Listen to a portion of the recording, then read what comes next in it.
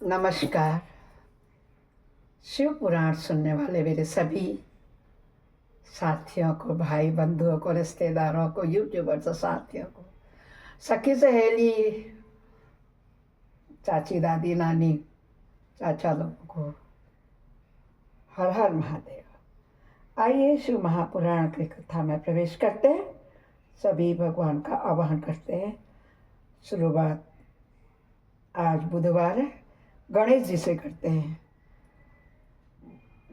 गजाननं भूतगणाधिसेवितं कत्पित्तजम्बूफलचारुभक्षणम् उमासुतं शोकविनाशकारकं नमामि विघ्नेश्वरपादपङ्कजम्। नीलाम्बुश्यामलकोमलाङ्गं सीतासमारोपित्वां भागं प्राणो महासायकचारुचापं नमामि रामं रघुवंशनाथम्। कर्पूरगारं करुणावतारं संसारसारं भुजगेन्द्रहारं सदा वसन्तहृदयारविन्दे भवं भवानी सहितं नमामि। त्वमेव माता पिता त्वमेव बन्धु सखा त्वमेव विद्या द्रविणं त्वमेव सर्वं मम देव।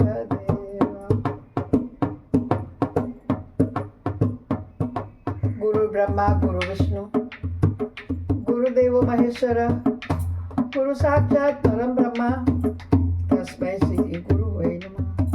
तस्मै श्री गुरुवे नमः। आनंदी आनंद कर सब संकट दूर, जो सेवक शरण पड़े सदा रहे भरपूर। तुम दाता हम मांगता, दिया तुम्हारी खाए, तुम ऐसी जगदाता माता, छोड़ तुम्हें किस दर जाए। सदा भवानी दाहिनी सिद्धि करे गणेश, पंचदेव रक्षा करें ब्रह्मा विष्णु महेश। ब्रह्मा विष्णु महेश, ब्रह्मा विष्णु महेश। सर्वे भवन्तु सुखिनः, सर्वे सन्तु निरामया, सर्वे भद्राणि पश्यन्तु मा कश्चित् दुःख भाग् भवेत्, मा कश्चित् दुःख भाग् भवेत्, मा कश्चित् दुःख भाग् भवेत्। बोलो शंकर भगवान की जय होवे। सभी भक्तजनों की जय होवे। जो सुन रहे हैं, जो शेयर करेंगे और जो पहली बार आए हैं वो सब्सक्राइब और लाइक करेंगे। उन सबको शंकर भगवान की असीम कृपा अनुकंपा रहेगी। यही आज के इनकी भगवान से प्रार्थना है। बोलो शंकर भगवान की जय होवे। जिसे श्रवण कर मिट जाती है जन्म जन्म की व्यथा रही है। शिव शंकर कथा यही है, भोले बाबा की कथा। हाँ, यही है शिव शंकर की कथा, यही है भोले बाबा की कथा।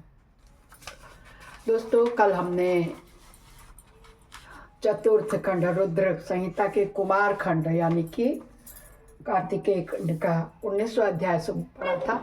आज हम 20वें अध्याय में प्रवेश करेंगे कि स्वामी कार्तिक और गणेश जी की बाल लीला दोनों का परस्पर विवाह के लिए विषय में विवाद होगा। शिव जी द्वारा पृथ्वी परिक्रमा का आदेश होगा, कार्तिकेय का प्रस्थान होगा, गणेश का माता पर पिता की परिक्रमा करके उनसे परिक्रमा स्वीकृत करा करके विश्व रूप की रिद्धि सिद्धि बुद्धि नामक दोनों कन्याओं के साथ गणेश का विवाह और उनके क्षेम तथा लाभ नामक 2 पुत्रों की उत्पत्ति, कुमार का पृथ्वी परिक्रमा करके लौटना और शुद्ध होकर के कौंच पर्वत पर चला जाना, कुमार खंड के श्रवण की महिमा का पूर्णता की ओर को हम जा रहे हैं। बोलो कार्तिकेय महाराज की है। उन्हें कुमार भी कहा जाता है। आज गणेश जी अपनी बुद्धि का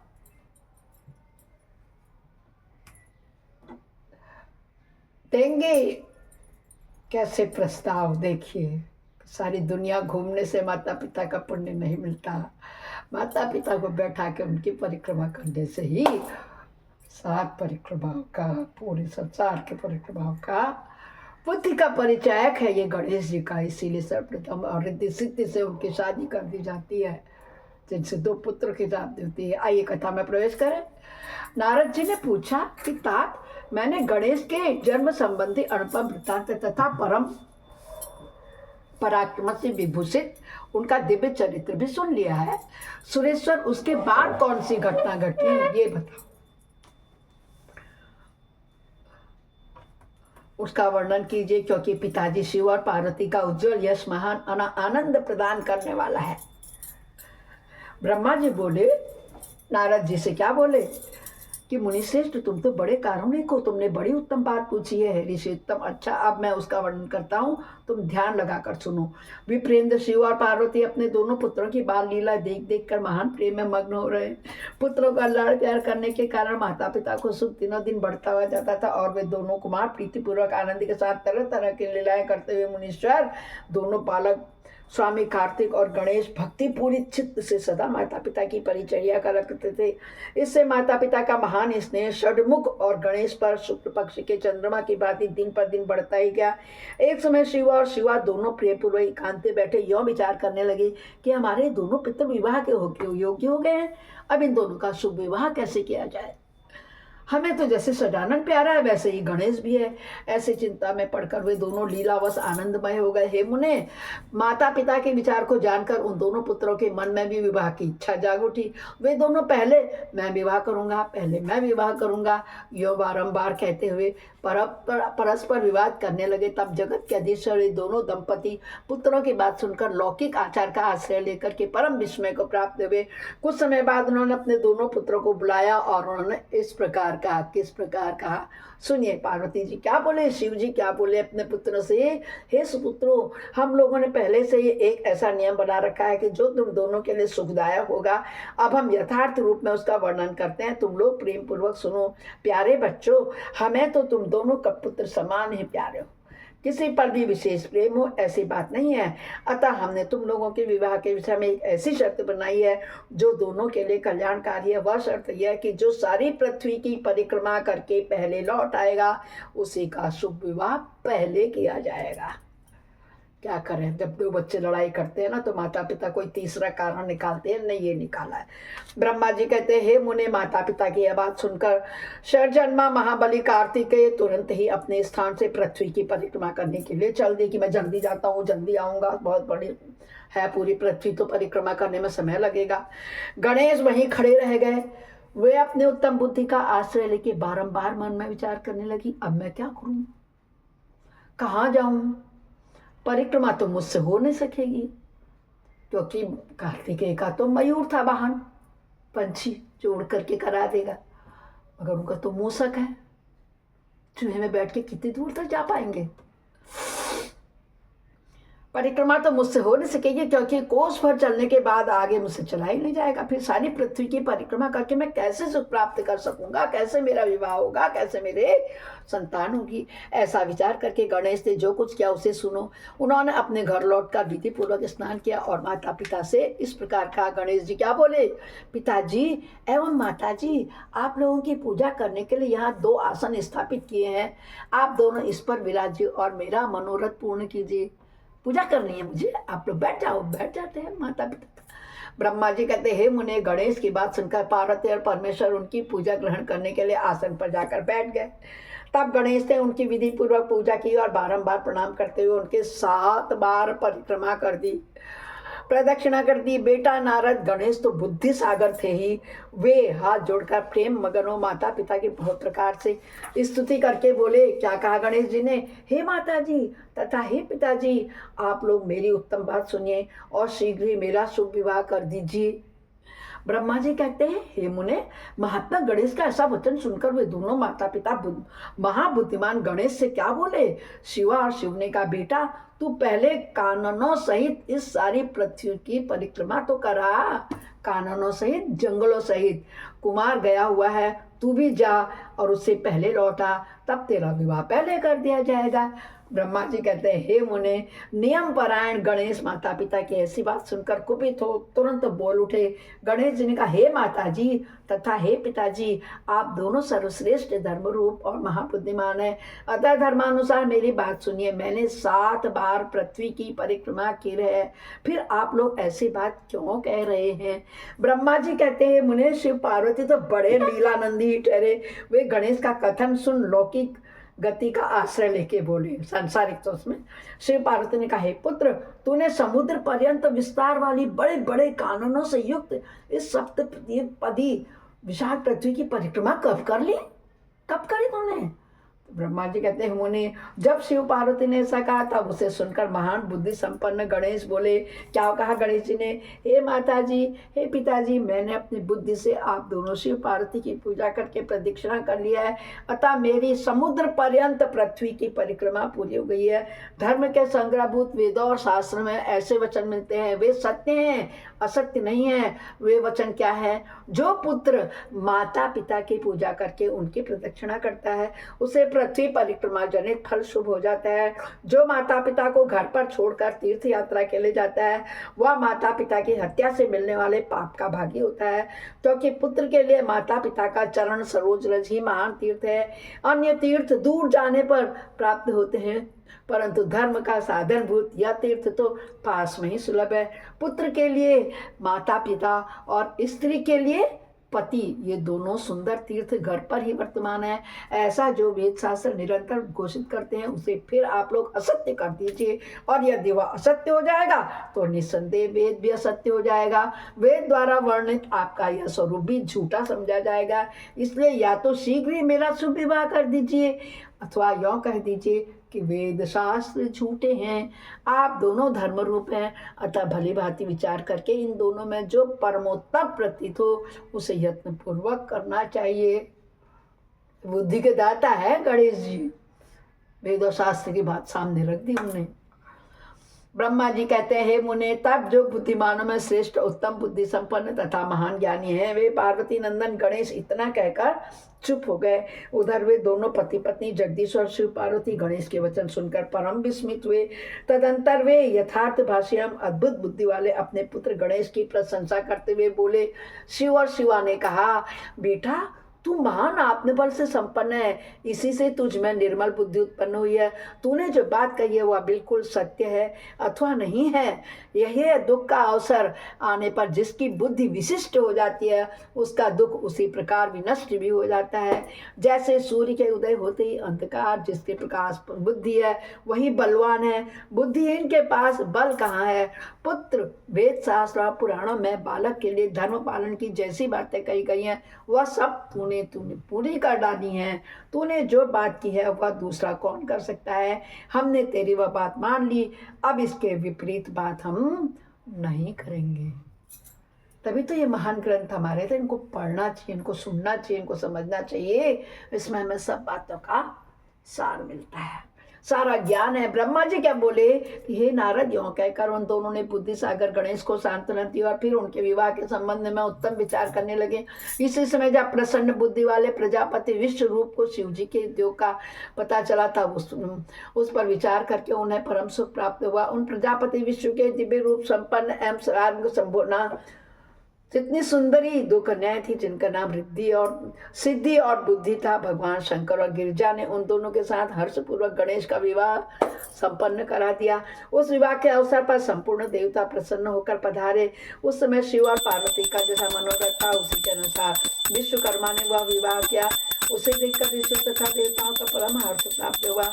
हे मुने, गणेश जी को भी उन दोनों पत्नियों के मिलने से जो सुख प्राप्त हुआ उसका वर्णन नहीं किया जाता है। बोल हो श्री गणेश जी की जय होवे। उनमें गणेश पत्नी कुछ काल के पश्चात महात्मा गणेश की उन दोनों पत्नियों से 2 दिव्य पुत्र उत्पन्न हुए। उनमें गणेश पत्नी सिद्धि के गर्भ से क्षेम नामक पुत्र और पैदा हुआ। बुद्धि के गर्भ से जिस परम सुंदर पुत्र ने जन्म लिया उसका नाम था लाभ। आप लोग हम शुभ लाभ कहते हैं, शुभ उसका अपभ्रंश रूप है क्षेम है। क्षेम उनके बड़े पुत्र का नाम था।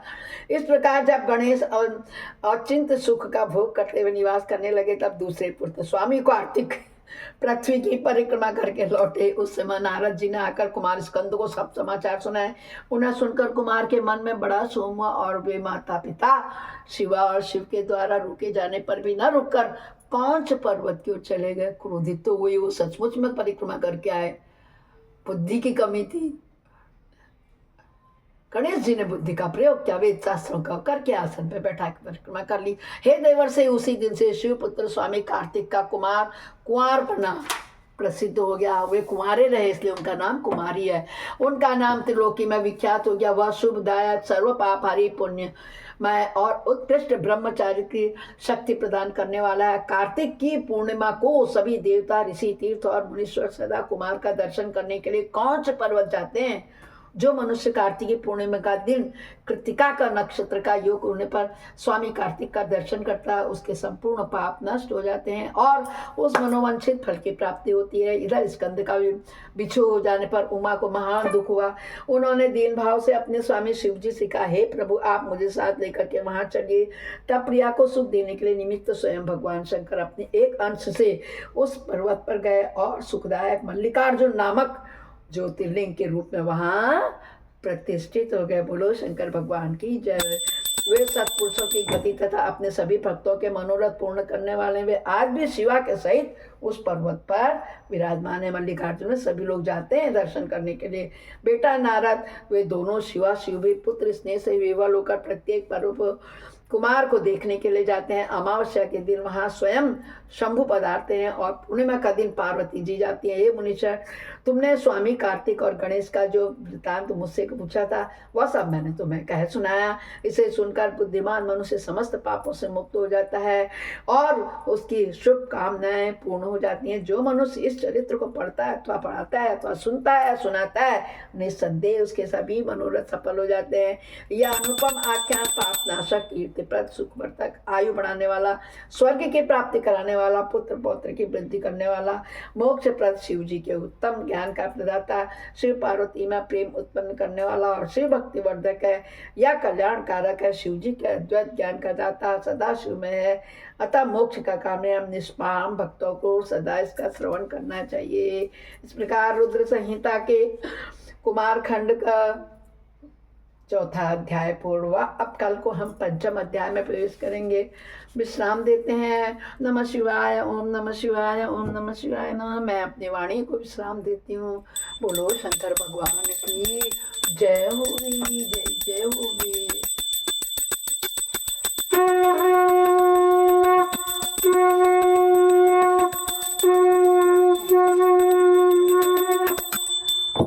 अपराध सहस्राणि क्रियन्ते अनिशम्य दास्वामिते मामत्वां क्षमस्व परमेश्वरी। आवाहनं न जानामि विसर्जनं पूजां च न जानामि क्षम्यतां परमेश्वरी। मंत्रहीनं क्रियाहीनं भक्तिहीनं सुरेश्वरे। यद् पूजितं मया देवैव परिपूर्णं तदस्मै। शंकर भगवान आपकी। जिसे श्रवण कर मिट जाती है जन्म जन्म की व्यथा, यही है शिव शंकर कथा, यही है भोले बाबा की कथा। ओम नमः शिवाय, ओम नमः शिवाय, ओम नमः शिवाय। देखिए कार्तिकेय जी और गणेश जी के दर्शन कीजिए। कल फिर मिलते हैं, तब तक के लिए हर हर महादेव।